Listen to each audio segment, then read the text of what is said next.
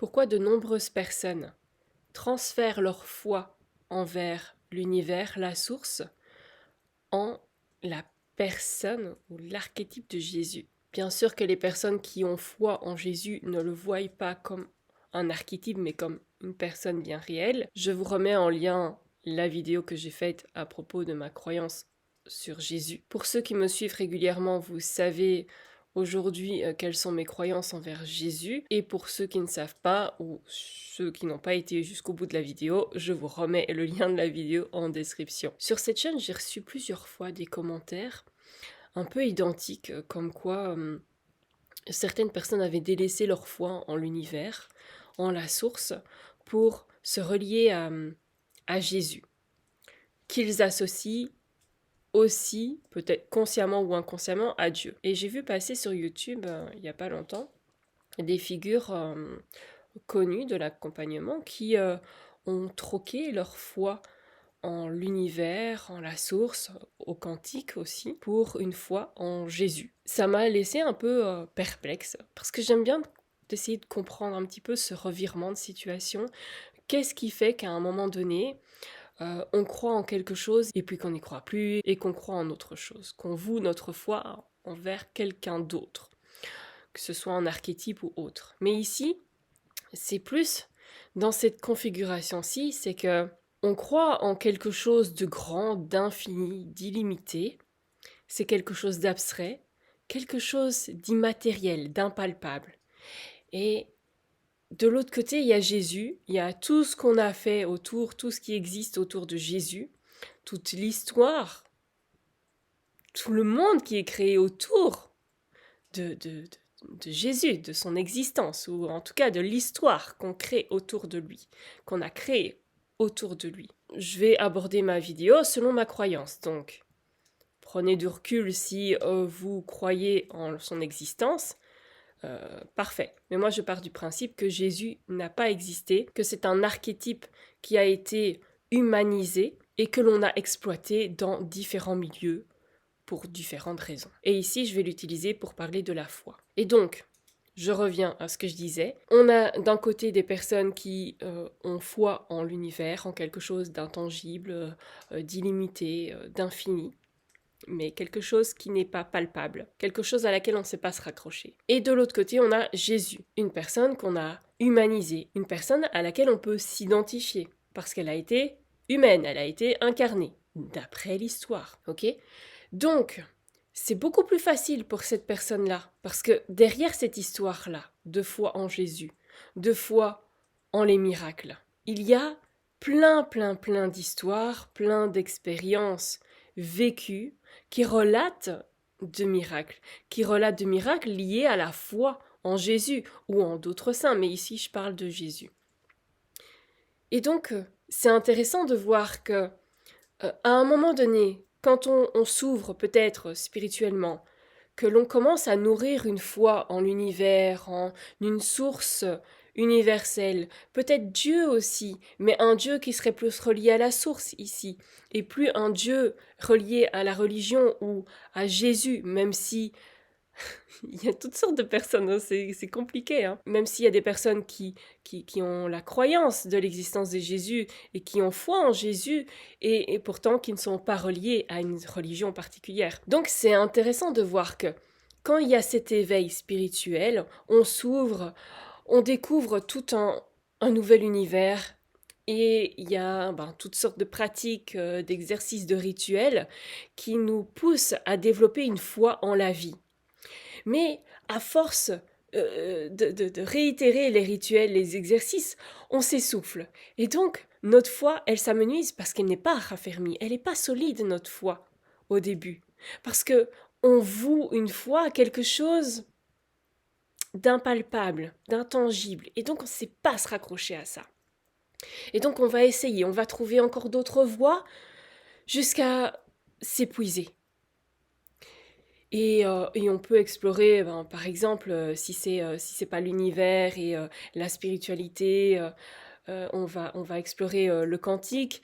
Et à un moment donné, si on n'a pas les résultats escomptés par rapport à de très grosses attentes, pour amorcer des gros changements significatifs dans notre vie, eh bien là, notre foi, elle est démolie. Et donc on va nourrir tout un tas de sentiments, mais surtout de ressentiments envers tout cet univers spirituel et ésotérique pour la transférer dans quelque chose qui a été comme validé et qui a fait ses preuves. Comme l'histoire autour de Jésus amoncelle pas mal d'éléments qui, pour la majorité des gens, est inconcevable à démonter, eh bien ça donne beaucoup plus d'appui pour nourrir une foi, ici en la personne de Jésus, mais en fait ce qu'elles ne savent pas, c'est que c'est un transfert. Donc cette foi qu'elles remettent, qu'elles placent en quelque chose d'extérieur à elles, c'est en elles qu'elles devraient la placer.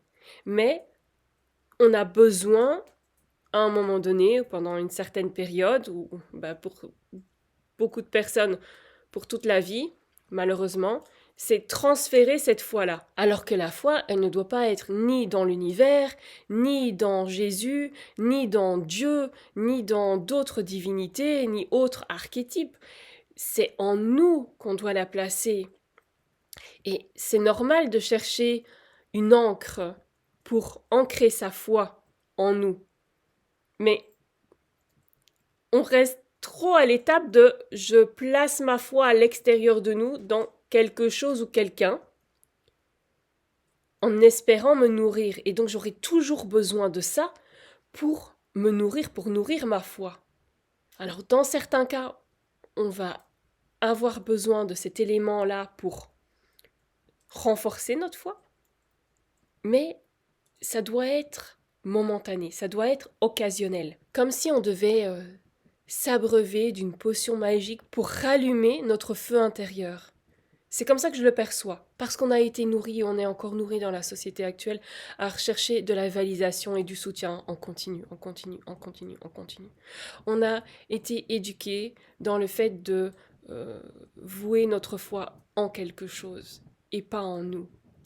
Et donc c'est ce changement, ce renversement-là qu'il faudrait effectuer. Et ça se fait pas du jour au lendemain, surtout quand il y a des épreuves très importantes dans notre vie, que ce soit au niveau de la santé ou au niveau de la perte d'un être cher, la maladie d'un être cher. Ce sont des situations qui génèrent énormément d'émotions et qui génèrent énormément d'attentes et de résultats, d'attentes de résultats conséquents. Et c'est comme l'histoire des miracles, hein. J'ai fait une vidéo aussi là-dessus pour partager un petit peu ma vision des miracles, de ce que j'ai pu observer aussi chez ceux qui pouvaient provoquer des miracles, ou ceux qui en étaient témoins, ou ceux qui étaient les receveurs des miracles.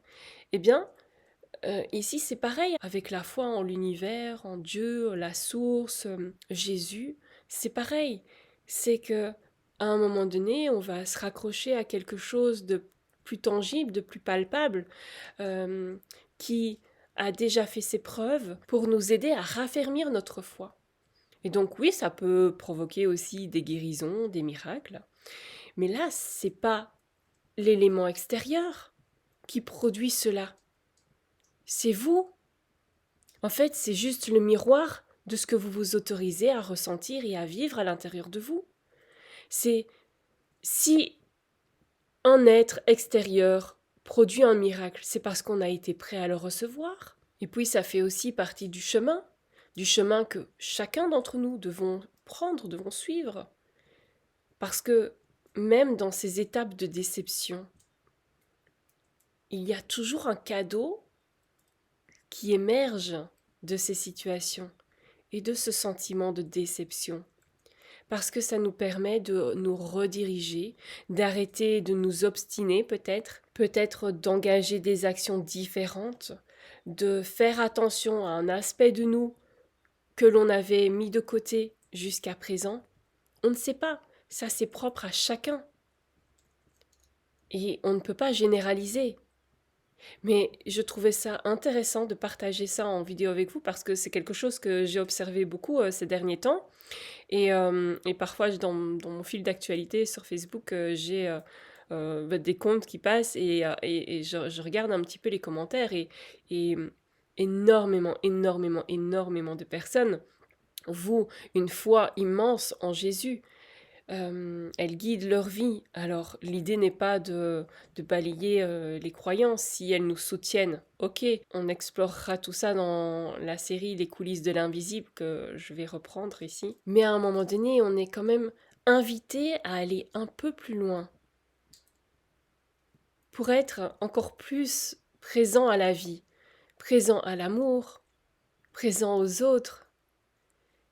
Et dans cette présence infinie, qui se fait de plus en plus incarnée et présente dans chacune de nos cellules, mais vraiment de plus en plus, enfin, on descend de strate en strate.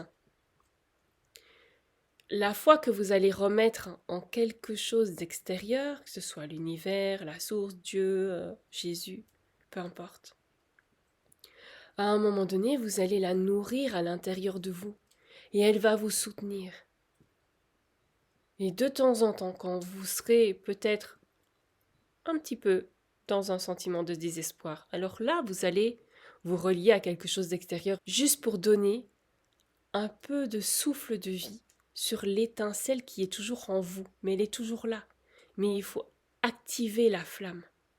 Et donc là, c'est le souffle de l'esprit. Et peu importe comment il se manifeste et comment vous le manifestez, mais il y a cette compréhension à apporter dans cette dimension-là. Voilà ce que j'avais envie de partager avec vous aujourd'hui.